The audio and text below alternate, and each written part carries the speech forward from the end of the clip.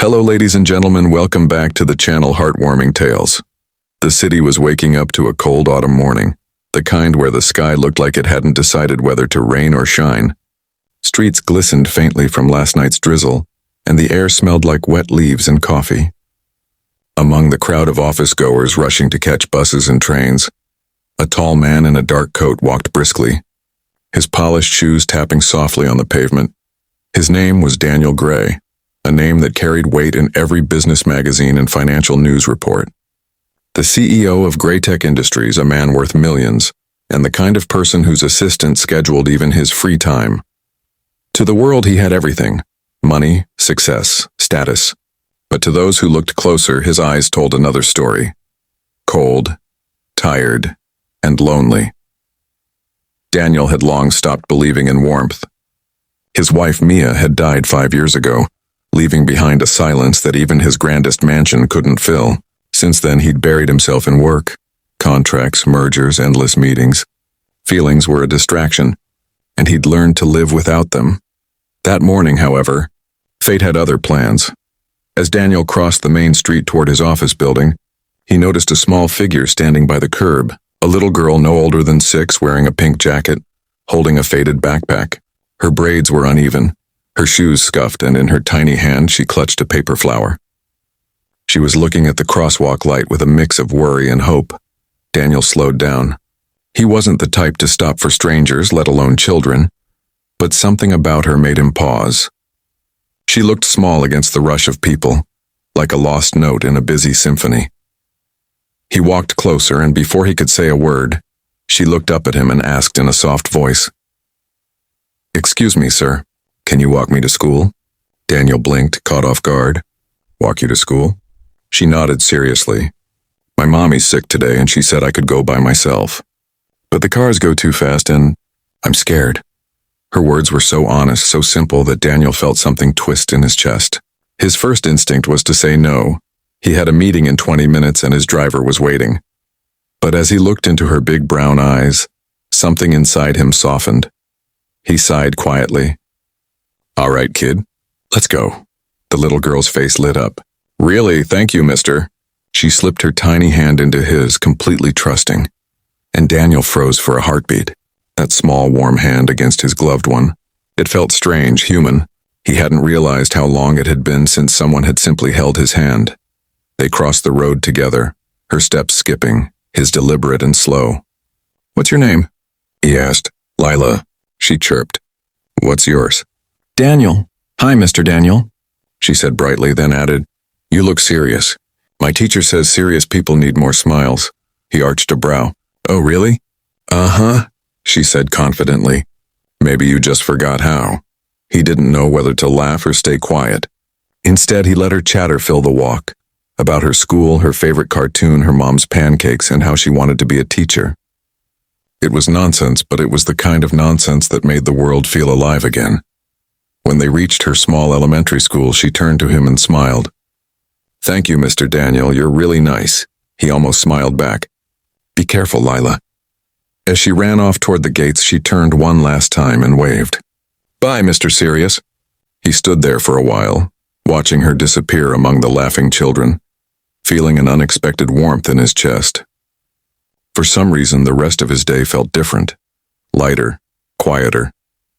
The next morning, as he drove past the same street, he saw her again, standing in the same spot, holding that same paper flower. Without thinking, he pulled over. She spotted him instantly and waved. "Hi, Mr. Daniel." He rolled down the window. "You need another escort?" "Please," she said eagerly. "Mommy's still not better." So he parked the car and they walked together again.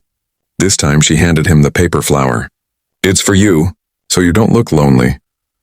Daniel stared at the small, fragile craft. It was made of notebook paper and crayon, but to him, it felt heavier than gold. "Thank you, Lila," he said quietly.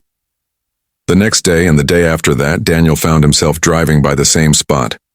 And every time, there she was. Some mornings she would tell him stories about school. Other times she just hummed songs. Slowly, her laughter began to fill spaces inside him he thought were gone forever. One morning, as he was walking her to school again, a woman's voice called out behind them. "Lila!" They both turned. A woman in her early 30s was rushing toward them, her coat thin, her face pale but kind. She looked exhausted, like someone who'd been through too much. "Mommy," Lila cried, running into her arms. The woman knelt and hugged her tight before turning to Daniel. "I'm so sorry, sir. Hope she hasn't been bothering you." Daniel shook his head. "Not at all. She's been good company." The woman smiled faintly. "She told me about you. You've been helping her cross the road." "Thank you." He nodded. "It's nothing, really." She hesitated. "I'm Emily." "Daniel," he replied. She bit her lip. "If you ever need coffee, I work at the little cafe near the park. I can at least thank you properly." He almost said no. CEOs didn't have coffee in small cafes. But something in her tone made him pause. "Maybe I will," he said. That evening, Daniel found himself standing in front of that same cafe. Inside, Emily was wiping tables, her sleeves rolled up, hair tied back. Lila was sitting on a stool drawing on napkins. When Emily saw him, her eyes widened. "You actually came," he shrugged. "I thought I'd take that coffee." She smiled softly and poured him a cup. "It's on the house. You've done more for me than you know." They talked, first about Lila, then about work, then about life. Emily told him about losing her husband in an accident, how she'd been struggling to make ends meet, how Lila's cheerfulness kept her going. Daniel listened, realizing how much her words mirrored his own loss. When he left, Emily thanked him again. "You're not like most people," she said quietly. "You didn't just help my daughter. You reminded her that kind people still exist." That night, Daniel couldn't sleep. He kept thinking of Emily's eyes, tired but full of light, and Lila's laughter echoing in his memory. Days turned into weeks. Daniel began visiting the cafe more often, sometimes for coffee, sometimes to drop Lila off after school. He never told them who he truly was, that he was a millionaire, a CEO. To them, he was just Mr. Daniel. And for the first time in years, that was enough. Then one morning, Emily received an envelope at the cafe. Inside was a note, "For Lila's future. And for yours. Thank you for teaching me how to smile again." It was signed simply Daniel. With it was a scholarship letter for Lila, fully funded by Graytech Foundation. Emily's hands trembled as she read it. She looked up through tears to see Daniel standing at the door, smiling gently. "You didn't have to," she began, voice breaking. "I wanted to," he said softly. "You both gave me something I lost a long time ago." Lila ran to him, hugging his leg. "Mr. Daniel, are you okay?" He knelt, smiling for real this time. "I am now." Emily wiped her tears, whispering, "Thank you." And as the morning sun broke through the clouds, the three of them stood there, a little girl, her brave mother, and a man who finally remembered what it meant to feel human again. Sometimes, love doesn't come through grand gestures or fancy dinners. Sometimes it begins with something as simple as a small voice asking, "Can you walk me to school?"